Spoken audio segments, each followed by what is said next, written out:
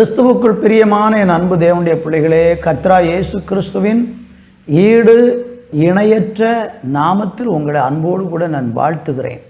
எல்லாரும் சேர்ந்து நம்முடைய ஆண்டவரை துதித்து நாம் பாடலாம்.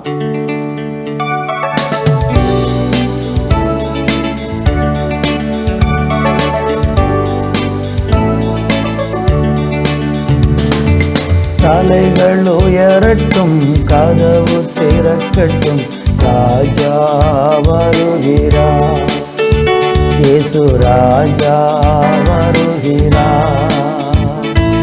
தலைகள் உயரட்டும், கதவு திறக்கட்டும், ராஜா வருகிறார், இயேசு ராஜா வருகிறார். யார் இந்த ராஜா? மகிமையின் ராஜா. யார் இந்த ராஜா? மகிமையின் ராஜா. மகிமையின் ராஜா இயேசு, மகிமையின் ராஜா. தலைகள் உயரட்டும், கதவு திறக்கட்டும், ராஜா வருகிறார், இயேசு ராஜா வருகிறார்.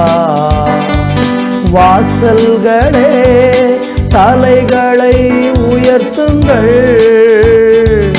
கதவுகளே திறந்து வழிவிடுங்கள். வாசல்களே தலைகளை உயர்த்துங்கள், கதவுகளே திறந்து வழிவிடுங்கள். படைகளின் ஆண்டவர், பராக்கிரமம் நிறைந்தவர் உள்ளே நுழையட்டும். படைகளின் ஆண்டவர், பராக்கிரமம் நிறைந்தவர் உள்ளே நுழையட்டும், உள்ளே நுழையட்டும். யார் இந்த ராஜா? மகிமையின் ராஜா. யார் இந்த ராஜா? மகிமையின் ராஜா. மகிமையின் ராஜா இயேசு, மகிமையின் ராஜா. தலைகள் உயரட்டும், கதவு திறக்கட்டும், ராஜா வருகிறார், இயேசு ராஜா வருகிறார்.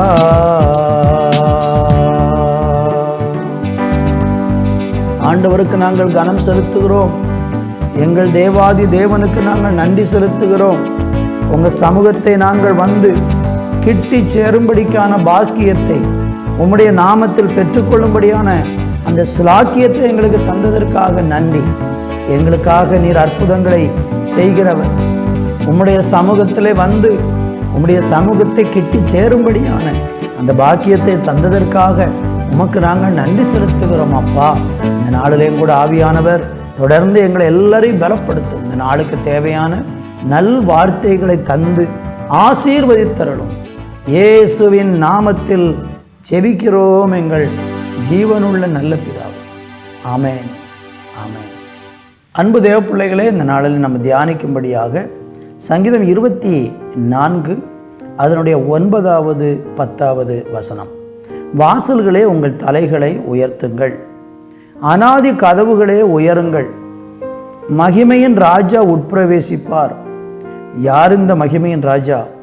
அவர் சேனைகளின் கர்த்தரானவர், அவரே மகிமையின் ராஜா. வாசித்த இந்த வேத வசனத்திலே ஆண்டவராகிய கர்த்தர் சொல்லக்கூடிய ஒரு அருமையான வார்த்தை.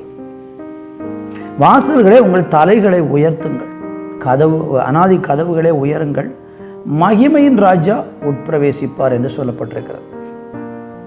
ஆண்டவராகிய கர்த்தர் ஒவ்வொரு மனுஷனுக்குள்ளேயும் தங்கி வாசம் பண்ணுவதை அவர் விரும்புகிறார். பழைய ஏற்பாடு முழுவதும் நீங்கள் பார்த்தால் தேவன் வாசம் பண்ணுவதற்கென்று ஒரு ஸ்தலத்தை ஏற்படுத்தியிருந்தார். இஸ்ரவேல் ஜனங்களுடைய பயண துவக்கத்தில் அவர்களோடு கூட தேவன் சஞ்சரித்து கொண்டு பயணித்து கொண்டு வந்தார். 40 வருட வனாந்தர பயணத்திலே எகிப்து தேசத்திலிருந்து விடுதலையாக்கப்பட்ட அந்த ஜனங்களோடு கூட ஆண்டவர் வனாந்தரத்திலே பயணித்தே வந்தார்.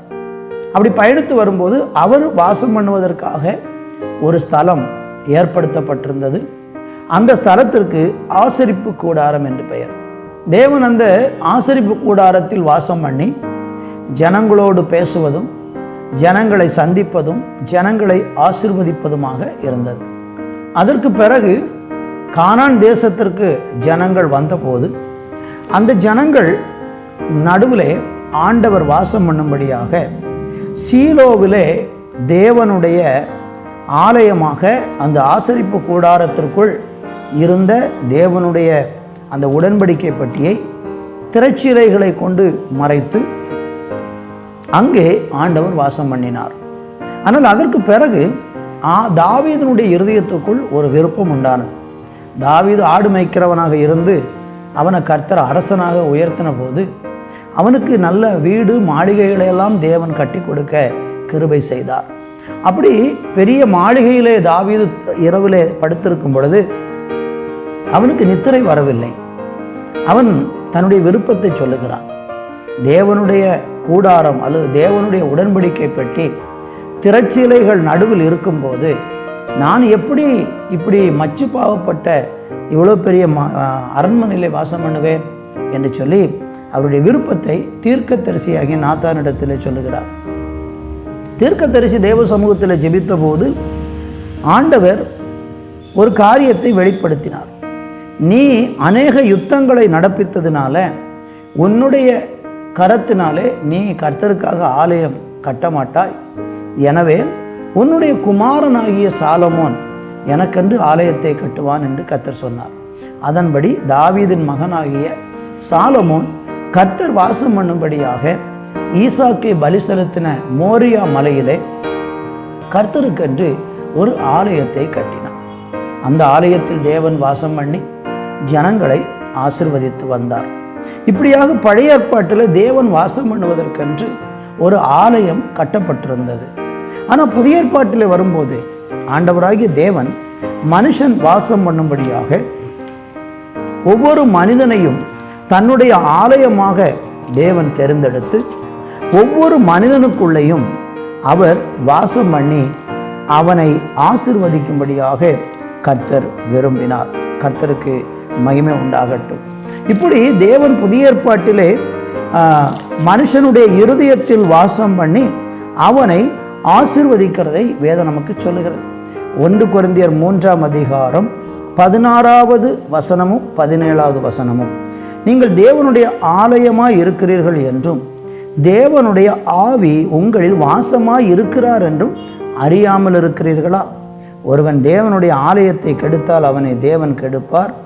தேவனுடைய ஆலயம் பரிசுத்தமாய் இருக்கிறது, நீங்களே அந்த ஆலயம். அருமையாக சொல்லப்பட்டிருக்கிறது. அப்போ புதிய ஏற்பாட்டிலே தேவன் வாசம் பண்ணுவதற்காக தெரிந்து கொள்ளப்பட்ட ஆலயம் நீங்களும் நானுமாக இருக்கிறோம்.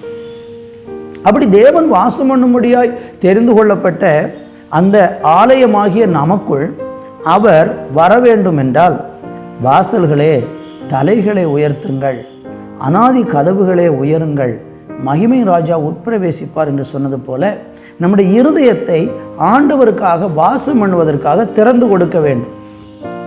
யாரெல்லாம் தன்னுடைய இருதயத்தில் இயேசுவுக்கு இடம் கொடுக்கிறார்களோ அவர்களுக்குள் அவர் வந்து அவர்களுக்குள் தங்கி அவர்களை ஆசிர்வதிப்பார் என்று வேதத்திலே பார்க்கிறோம். வெளிப்படுத்தின விசேஷத்திலே 3ஆம் அதிகாரத்திலே நம்ம வாசிக்கும்போது ஆண்டவராகிய தேவன் ஒரு மனுஷனுக்குள் எப்படி வாசம் பண்ணுகிறார் என்பதை குறித்து வேத புஸ்தகம் தெளிவாக சொல்லுகிறது. 20வது வசனத்தை வாசிக்கிறேன். இதோ வாசப்படியில் நின்று தட்டுகிறேன், ஒருவன் என் சத்தத்தை கேட்டு கதவை திறந்தால் அவனிடத்தில் நான் பிரவேசித்து அவனோடு போஜனம் பண்ணுவேன், அவனும் என்னோடு போஜனம் பண்ணுவான். இங்கே நம்ம படிக்கும் பொழுது ஆண்டவராகிய கர்த்தர் என்ன செய்ய விரும்புகிறார் என்றால் வாசப்படியில் நின்று தட்டி கொண்டிருக்கிறார். கதவை யாரெல்லாம் திறக்கிறார்களோ அந்த கதவை திறக்கக்கூடிய மனிதனுடைய இருதயத்திற்குள் ஆண்டவராகிய தேவன் வந்து வாசம் பண்ணி அவனுக்குள் நிலைத்திருக்கிறார் என்று வேதவசனம் சொல்லுகிறது. இன்றைக்கு இந்த வார்த்தையை கேட்கிற உங்கள் வாழ்க்கையிலே நீங்கள் தேவனுடைய ஆலயமாக இருக்கும்படியாக தேவன் உங்களை படைத்திருக்கிறார். தேவன் வாசம் பண்ணும்படியான ஒரு ஸ்தலமாக உங்களை கர்த்தர் ஏற்படுத்த சித்தமாகத்தான் உங்களை ஆண்டவர் அழகாக படைத்திருக்கிறார். அப்படி உங்களை அவர் வாசம் பண்ணுகிற ஒரு ஸ்தலமாக படைத்திருக்கும் பொழுது நீங்கள் செய்ய வேண்டியது என்ன? உங்களுடைய இருதய கதவை கர்த்தருக்காக திறந்து கொடுங்கள். உங்கள் வாசல்களை கர்த்தருக்காக திறந்து கொடுங்கள். நீங்கள் கர்த்தருக்கு உங்களுடைய வாசல் கதவை, இருதய கதவை திறந்து கொடுத்தால் அவர் உள்ளே பிரவேசித்து உங்களோடு போஜனம் பண்ணுவேன் என்று சொல்லுகிறார். உங்களோடு கூட தங்கி இருப்பேன் என்று சொல்லுகிறார். உங்களுக்குள் தங்கி இருந்து அவர் உங்களோடு பேசி உங்களை நடத்துவார். உங்களுக்கு தேவையான ஆலோசனைகளை தருவார். உங்களுக்கு தேவையான பாதுகாப்பை கட்டளையிடுவார். உங்கள் வாழ்க்கை செழிப்பாக மாறும். அவர் உங்களுக்குள் வந்த பிறகு உங்கள் வாழ்க்கை நீங்கள் அல்ல, இனி ஆண்டவர் உங்களை நடத்துவார். நல்ல வழிகளில் நடத்துவார். மேன்மையான இடங்களில் நடத்துவார். சமாதானத்தின் பாதையில் உங்களை நடத்துவார். ஆசீர்வாதமான வழிகளில் உங்களை நடத்துவார். நீங்கள் செய்ய வேண்டியது ஒன்று, இயேசு கிறிஸ்துவை உங்கள் வாழ்க்கையில் ஏற்றுக்கொண்டு உங்கள் இருதயத்தின் கதவை அவருக்காக திறந்து கொடுத்து இனி இயேசுவுக்காக நான் வாழப்போகிறேன் என்று தீர்மானம் எடுத்து பாருங்கள். நீங்கள் தேவன் வாசம் பண்ணுகிற ஒரு ஆலயமாக இருந்து அந்த ஆலயம் எப்பொழுதும் பரிசுத்தமாகவும் ஆசீர்வாதமாகவும் மகிழ்ச்சியுமாக இருக்கும். உங்கள் வாழ்க்கை செழிக்கும். ஜெபிப்போம். நல்ல பிதாவே, இந்த வேலைக்காக நன்றி. தேவனுடைய ஆண்டவரே, ஆலயமாக படைக்கப்பட்ட நாங்கள் அப்பா, எங்களுக்குள்ளே நீர் வாசம் பண்ணும்படி இதய கதவை திறந்து கொடுத்து அப்பா, இருதயத்துக்குள் வாசம் பண்ணும்படியாக தேவனை நாங்கள் அன்போடு கூட ஏற்றுக்கொள்ளவும் ஆண்டவரே, தேவனுடைய வழியிலே நடக்கவும் தக்கதாக ஆண்டவரே எங்களை ஒப்பு கொடுக்கிறோம். இந்த நாளில் யாரெல்லாம் இந்த வார்த்தையை கேட்டு இயேசு என் இருதயத்தில் ஆமென் ஆலயமாக வாசம் பண்ண வேண்டும் என்று விரும்புகிறார்களோ அவர்கள் உள்ளங்களிலே தேவன் வாசம் பண்ணி உடைய பிள்ளைகளை ஆசீர்வதித்தரணும். இயேசுவின் நாமத்தில் பிதாவே, ஆமேன், ஆமேன்.